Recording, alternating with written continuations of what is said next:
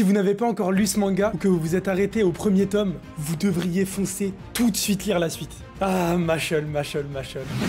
Beaucoup de gens sont passés à côté. Beaucoup de gens sont passés à côté de ce manga exceptionnel. Et j'ai vu passer beaucoup de vidéos qui disaient un petit peu n'importe quoi, ou en tout cas de la mauvaise manière. C'est pour ça qu'aujourd'hui, je voulais absolument vous en parler. Et... que dire? Mashle prend place dans un univers où tous les humains naissent avec des pouvoirs magiques. Il considère ces pouvoirs comme un don divin, et les personnes puissantes accèdent au rang social les plus élevés. On les appelle les élus divins. Et les rares personnes qui ont l'audace de naître sans magie quelque part, sont directement exécutés, tués sans aucun état d'âme. Leur simple existence est un peu considérée comme, je sais pas, un fléau, quoi. Et évidemment, pour apprendre à maîtriser ses pouvoirs, ces sorciers, ces humains intègrent des académies, des écoles où on apprend à maîtriser la magie un petit peu. Et il est aussi important de noter que du coup, tout le monde naît avec des pouvoirs magiques dans cet univers, et que quand on naît avec des pouvoirs, forcément, on a une marque, en fait, qui apparaît quelque part, généralement ça part de l'œil. D'ailleurs, je me permets de mettre pause, mais pendant toute la vidéo, j'ai une tache affreuse de dentifrice sur la joue. Est-ce que vous l'aviez remarqué ou pas? Et du coup, ceux qui ont une marque, c'est-à-dire tout le monde, on peut dire, ok, lui, c'est un sorcier, quoi. Et on dit même, et on sait même, que plus un sorcier est puissant, il va naître avec, du coup, plusieurs marques, ou alors au cours de sa vie, il va voir apparaître une autre. Et du coup, vous me dites, mais dans Mashle, c'est qui le héros? On suit qui, quoi?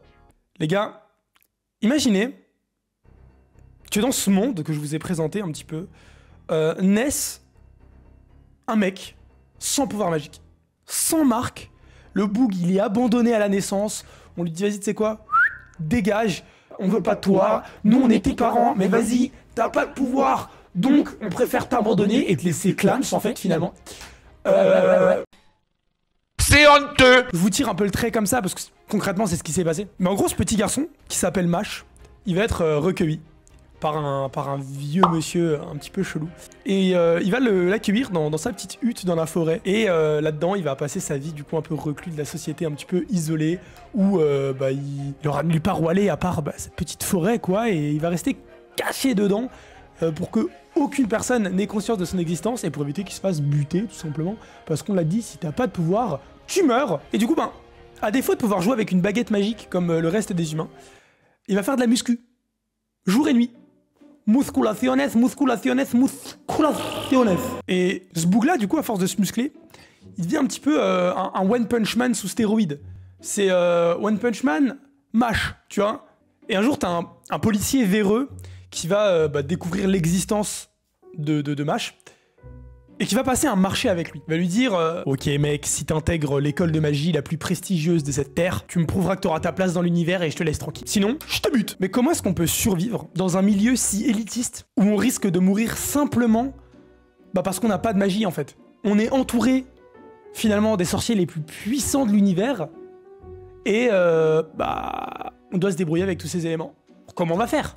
On se maquille. Là, vous dites, mais qu'est-ce qu'il me raconte? Comment ça, on se maquille? En gros, c'est là que commence la plus grosse difficulté pour Mash, finalement. Même si avant, il pouvait se cacher dans la forêt, vivre heureux, tranquille, avec les arbres, les animaux, et ses haltères et les choux à la crème. Grosse passion, choux à la crème, grosse passion. Là, il est entouré constamment de sorciers et de magie, donc cacher ses pouvoirs, finalement, c'est presque impossible. Surtout que tu sais que l'école dans laquelle il doit intégrer, faire ses preuves et tout, c'est l'école qui voit grandir les plus grands sorciers du monde.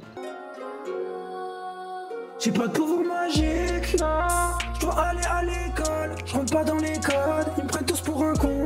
Quand je porte des michous, à la crème, à la cool. C'est trop bon. J'soulève des haltères, j'soulève des affaires. Non, pas besoin de baguette. J'oublie de fermer la braguette. Ça part en sucette, faut pas qu'il pige, sinon je prends 10 piges. Ou je me ferais tuer juste pour exister. Moi j'ai pas de marque, pisté par la bague. Police magique, mais je suis trop fort.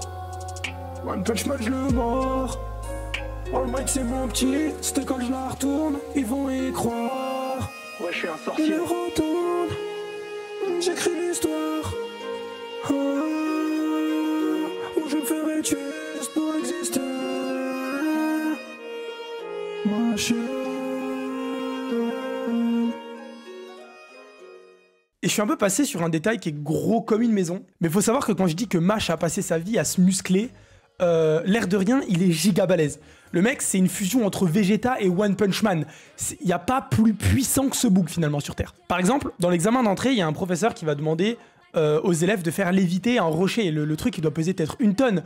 Donc ils sont là avec leur baguette magique, ils sont là, ils essaient de faire léviter le rocher, il y en a qui galèrent et tout. Mash, il va faire quoi? Il va planter ses pouces dedans et il va faire genre qu'il le fait léviter comme ça, alors qu'il y a ses pouces finalement. Mais le rocher pèse genre plus d'1 tonne, c'est sûr. On peut citer la fois où il vole sur un balai juste en battant hyper vite des pieds. Bref, je vais pas vous spoiler, mais la force de ce mec n'a aucune limite. En gros, tout fonctionne avec les muscles, et s'il faut déplacer une montagne, bah, il le fait en la poussant, quoi.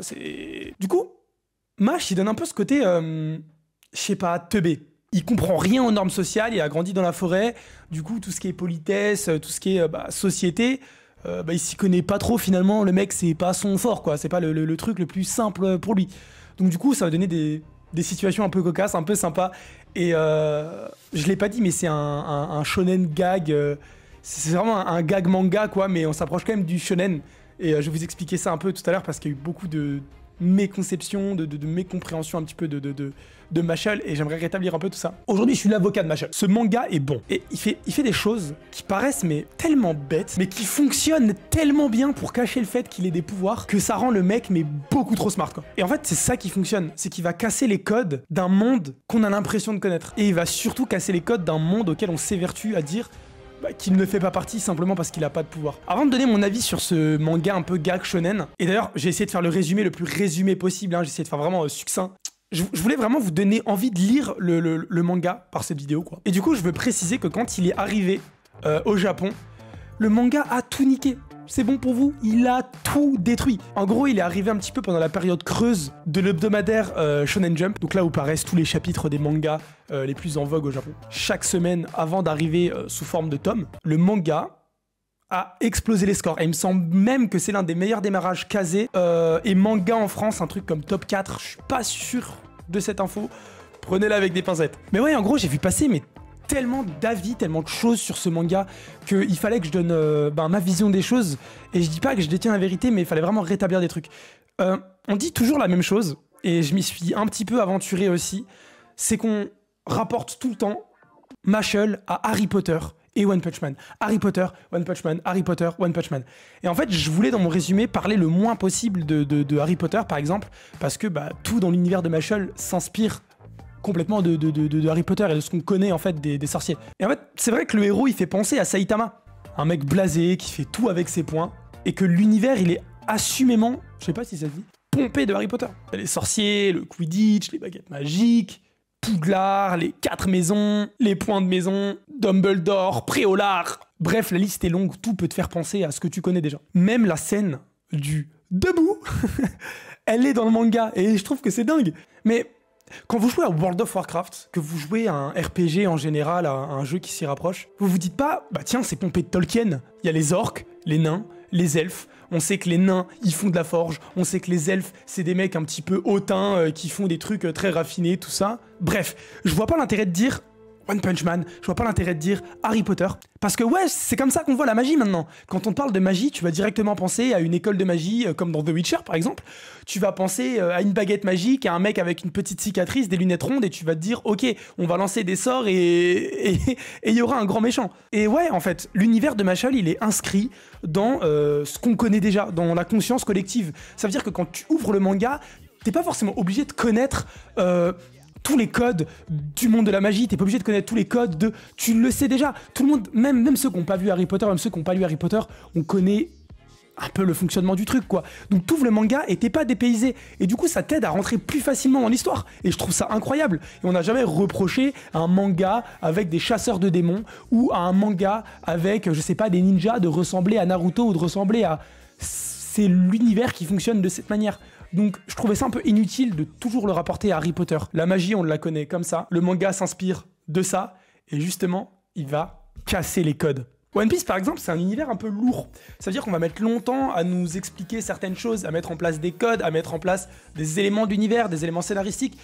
Et cette longueur de One Piece, par exemple, de mettre en place l'univers, elle est complètement éclipsé et on est directement dedans, ce qui laisse place du coup à une meilleure compréhension soit des personnages, soit de l'histoire, ou alors justement de laisser place à des blagues avec une trame de fond plus facilement digeste. Alors on a aussi dit que les dessins ils étaient pas forcément très très beaux, j'aimerais quand même revenir là-dessus, c'est faux. Si je prends l'un des 7 tomes qui est sorti jusqu'à présent et que je vous prends une page au hasard, je suis sûr que je peux vous trouver une planche magnifique. Et ce qui est cool dans ce manga, qu'on retrouvera du coup aux éditions Kazé, qui est ma maison d'édition préférée, mais bon, ça vous le savez déjà, je pense. Vive Kazé. Vous avez genre tellement de sujets abordés, et je trouve ça dingue pour un manga qui se veut un petit peu gag, un petit peu shonen, qui va essayer de te faire rire de A à Z, d'essayer d'avoir de la légèreté. C'est qu'en fait, dans cette légèreté, on va adopter des thèmes mais tellement cool, genre la pression familiale, on va pousser les gens à se donner au maximum en dépit de leur volonté, en dépit de ce qu'ils veulent réellement faire, et du coup on va traiter aussi de l'élitisme, du racisme, de la condition humaine, dans l'adversité, dans la tolérance, dans ce côté un petit peu perdu du sentiment d'humanité. Et Machal, il apprend pas. Il est déjà balèze. Il apprend à comprendre le monde. Et c'est ça qui est cool. Dans un manga où on voit des power-up, on voit des gens évoluer, gagner de plus en plus de pouvoir, commencer à devenir trop chaud au fur et à mesure des combats. Non, Mash, il est déjà trop puissant. Et du coup, son évolution, elle va pas être physique, elle va être juste mentale. Et du coup, ce qui est trop cool, c'est qu'il va nous permettre de comprendre le monde, de comprendre ce qui cloche, de venir casser des codes qui, pour lui, vont sembler tellement débiles et qui, pour nous, vont sembler tellement inscrits dans notre conscience. On va se dire, oui, en fait, Mash, il a raison, pourquoi est-ce qu'on pense comme ça, au final? Et ça, c'est dingue, ça nous permet de remettre en question mais tellement de choses, tellement de sujets, tellement, mais graves, en fait. Parce que je vous assure, les gars, que les combats les plus compliqués, ils se passent pas avec les poings, les gars. Ils se passent avec la bouche et le cerveau. Bref, Mash est une bête physique, mais son combat, lui, sera mental. Alors on sait pas réellement s'il y aura un animé qui va être adapté. Et dans le dernier tome, Hajime Komoto nous dit en fait j'avais pensé cet univers pour pas faire énormément de tomes. D'ailleurs le 7e tome est censé être la moitié du coup du manga. Et en parlant du 7e tome, je l'ai passé sous la pluie sans faire exprès. Je crois que ça c'est le cauchemar de tous les lecteurs de manga.